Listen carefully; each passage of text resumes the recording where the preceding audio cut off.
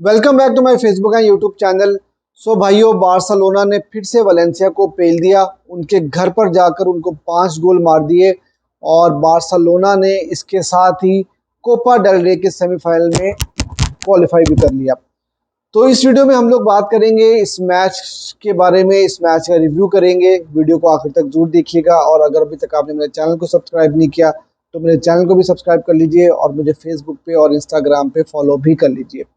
तो भाई बार्सिलोना ने 5 गोल से हरा दिया है वलेंसिया को और वेरी ऑनेस्टली स्पीकिंग मैं एक्सपेक्ट नहीं कर रहा था कि वलेंसिया इस तरह की फुटबॉल खेलेगी। मैं एक्सपेक्ट कर रहा था कि वलेंसिया ये गेम लो ब्लॉक गेम खेलेगी और वो डिफेंड करेंगे अगेंस्ट बार्सिलोना और बार्सिलोना को काउंटर पे हिट करने की कोशिश करेंगे। बहुत सरप्राइजिंग था मेरे लिए जब मैंने पहले ही मिनट के अंदर देखा कि वलेंसिया बार्सिलोना को प्रेस कर रही है और बार्सिलोना को अटैक कर रही है और फिर उसी टाइम ही 3-4 मिनट के बाद ही देखा कि बार्सिलोना ने इस चीज़ का फ़ायदा उठाया और वलेंसिया को पहला गोल स्कोर कर दिया। यह वलेंसिया के बहुत सारे प्रॉब्लम्स इस सीज़न में देखने को मिली है। उनको अंडर दिस न्यू मैनेजर उनको समझ ही नहीं आ रही कि हमें किस तरह की फ़ुटबॉल खेलनी है, हमारी फ़िलॉसफ़ी क्या है। क्योंकि इस पूरी गेम में अगर आप उठाकर देखो तो वलेंसिया कभी प्रेस कर रही है, कभी वो डिफेंड कर रही है, कभी वो मिड ब्लॉक पे खेल रही है। तो वलेंसिया बहुत ही अनऑर्गेनाइज किस्म की फुटबॉल खेल रही है जिसका पूरा फ़ायदा बार्सिलोना ने उठाया। बार्सिलोना की जो टीम थी इस मैच के लिए बिल्कुल एग्जैक्टली वही टीम फ्लिक ने चूज की थी जो कल के प्रीव्यू में मैंने आपको बताई थी। एग्जैक्टली 11 प्लेयर वही खेले हैं जो मैंने कल प्रिडिक्ट किए थे और टॉप नॉच परफॉर्मेंस थी, सबकी कमाल की परफॉर्मेंस थी। बिल्कुल जो है वो बार्सिलोना ने मौका नहीं दिया वलेंसिया को और आज की गेम में बार्सिलोना ने ऑफसाइड ट्रैप भी बहुत अच्छे तरीके के साथ बनाया और वलेंसिया को कई मर्तबा इस गेम के अंदर ऑफसाइड ट्रैप में जो है फंसाया भी। एक आधा गोल भी आया था वलेंसिया का जो कि ऑफसाइड की वजह से रूल आउट हो गया। तो ओवरऑल फ्लिक की जो फिलॉसफी हमें थ्रू आउट द सीजन देखने को मिली है और इस मैच के अंदर वो सारी की सारी चीज़ें रेप्लिकेट होती हुई नजर आई हैं। ऑफसाइड ट्रैप भी बनाया हमने, प्रेसिंग भी अच्छी की, उसके बाद हमने मिडफील्ड में जो है वो गेम को कंट्रोल भी बहुत अच्छे तरीके के साथ किया। तो ओवरऑल एक अच्छा गेम था और उसके साथ साथ यार जो इम्पोर्टेंट चीज़ है specially at this point of the season वो ये है कि हम लोगों ने अब अपनी बेंच स्ट्रेंथ बना ली है। हमारे प्लेयर्स जिनको हम throughout the season criticize करते रहे हैं वो प्लेयर्स अब परफॉर्म करना शुरू हो गए हैं और जब आपकी बेंच के प्लेयर्स परफॉर्म करना शुरू कर देते हैं तो इसका मतलब है कि आपकी बेंच स्ट्रेंथ जो है वो स्ट्रांग होती हुई नजर आती है। हम लोग यही बात बोलते रहे हैं इस पूरे सीजन में कि यार बार्सिलोना चैंपियंस लीग में अच्छा परफॉर्म शायद नहीं कर पाएगी और लेटली इन द सीजन जब ला लीगा डिसाइड होने जाएगी, जब कोपा डेल रे के knockout games like semifinal final आएंगे तो वहां पर बहुत मैटर करता है कि आपकी बेंच स्ट्रेंथ कैसी है, आपके पास जो बेंच के प्लेयर्स हैं क्या वो बड़ी गेम्स में परफॉर्म कर पाएंगे कि नहीं।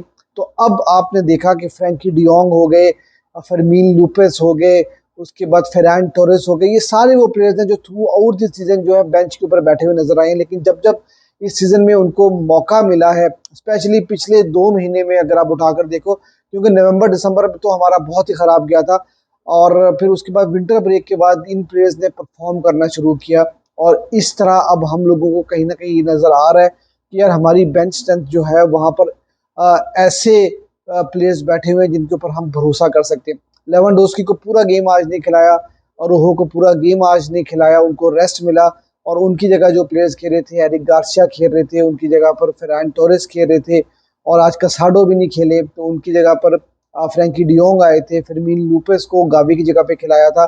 तो इन सब प्लेयर्स ने बहुत अच्छा परफॉर्म किया और ये बहुत अच्छा साइन होता है किसी भी टीम के लिए क्योंकि आपके पास ऑप्शंस आ जाती हैं, फ्लिक के पास ऑप्शंस आ जाती हैं कि बड़ी गेम्स में भी आप इन प्लेयर्स के ऊपर ट्रस्ट कर सकते हो। तो ये एक बहुत अच्छा साइन है।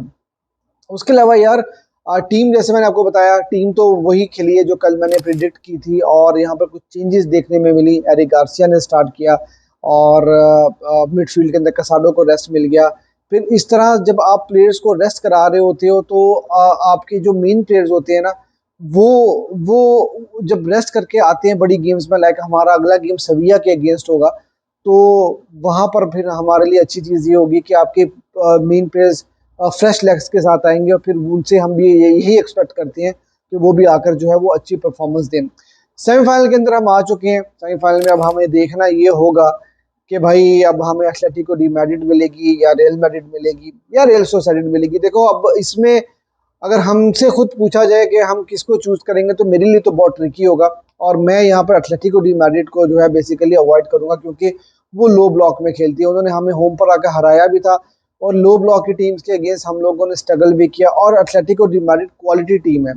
ऐसा नहीं कि हमने उनके अगेंस्ट चांसेस नहीं बनाए थे, लेकिन मैं फिर भी उनको अवॉइड करूंगा क्योंकि वो एक ट्रिकी टीम हो सकती है। रियल मैड्रिड क्वालिटी टीम है और इंडिविजुअल क्वालिटी पे वो इस सीजन में बहुत ज़्यादा डिपेंडेंट है। तो रियल मैड्रिड के अगेंस्ट गेम जो भी होगी वो मुश्किल गेम ज़रूर होगी, लेकिन हमें शायद उनके अगेंस्ट थोड़ा अपर हैंड ज़रूर होगा।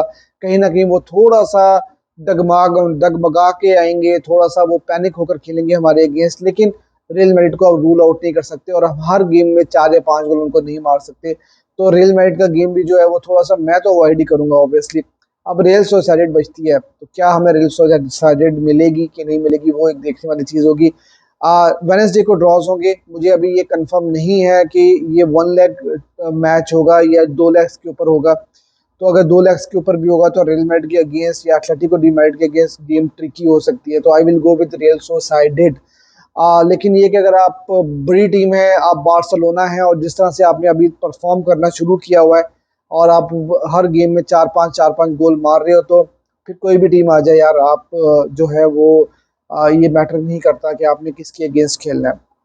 बाकी उसके अलावा यार प्लेयर बाय प्लेयर अगर डिस्कशन करने जाऊं मैं, तो सब प्लेयर्स की जो है वो परफॉर्मेंस बहुत ही अच्छी रही है।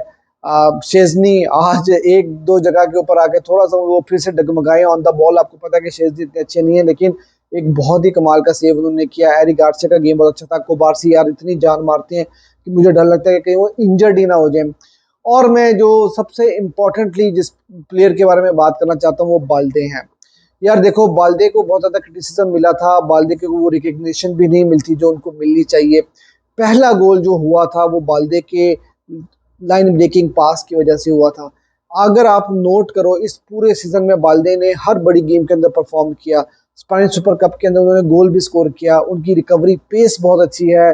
जब वलेंसिया ने एक दो जगह पर अटैक किया और वो बल्दे काफ़ी पीछे थे, लेकिन उनकी रिकवरी पेस इतनी अच्छी थी कि वो पीछे से वापस आए हैं और उन्होंने बॉल रिकवर भी किया। तो डिफेंसिवली भी बहुत अच्छा खेल रहे हैं। और उसके बाद फ्लैंक के ऊपर वो आपके मेन प्लेयर हैं, क्योंकि आप अगर रफीनिया को देखो ना, अगर रफीनिया इंटीरियर होकर खेल रहे होते हैं तो फ्लैंक जो चल रहा होता है हमारा वो बाल्दे के सर के ऊपर चल रहा होता है। तो बाल्दे की परफॉर्मेंस जब जब अच्छी रही है, हमने हमेशा बड़ी टीम के अगेंस्ट जो है वो परफॉर्म किया। तो बाल्दे की परफॉर्मेंस बहुत अच्छी रही है और हमेशा हम क्रिटिसाइज ये करते रहे हैं कि उनके फाइनल पास या उनकी जो फाइनल क्रॉस होती है वो नहीं आती, लेकिन अब वो चीज़ भी काफ़ी इंप्रूव होती हुई नजर आई है। अगर बल्दे इसी तरह कंसिस्टेंटली परफॉर्म करते रहे तो मैं ये बात कहूँगा कि Balde is one of the top left back in the world. तो ये बात जो है वो हमें माननी पड़ेगी। उसके अलावा यार फ्रैंकी डियोंग के बारे में मैं बात करूंगा। फ्रैंकी डियोंग ने ये गेम स्टार्ट किया था एज एक्सपेक्टेड और उनकी गेम बहुत अच्छी रही है। गेम को कंट्रोल बहुत अच्छे तरीके के साथ उन्होंने किया।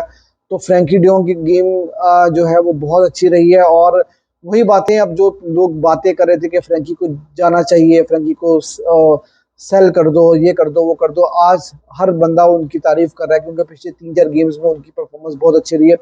कसाडो से टोटली डिफरेंट प्लेयर है वो।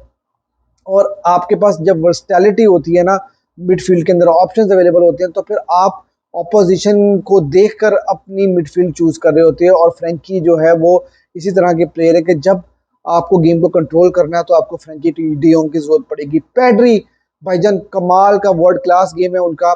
पैड्री को तो चैंट्स मिल रहे थे, 3-0 डाउन थी वलेंसिया की टीम, तो तब भी पूरा स्टेडियम पैड्री के बारे में चैंट कर रहा था। तो पैड्री का राइट फुट हो, लेफ्ट फुट हो, लॉन्ग बॉल्स हो, लाइन ब्रेकिंग पासिस हो, गेम कंट्रोल हो, हर तरह से उन्होंने कमाल की परफॉर्मेंस दी।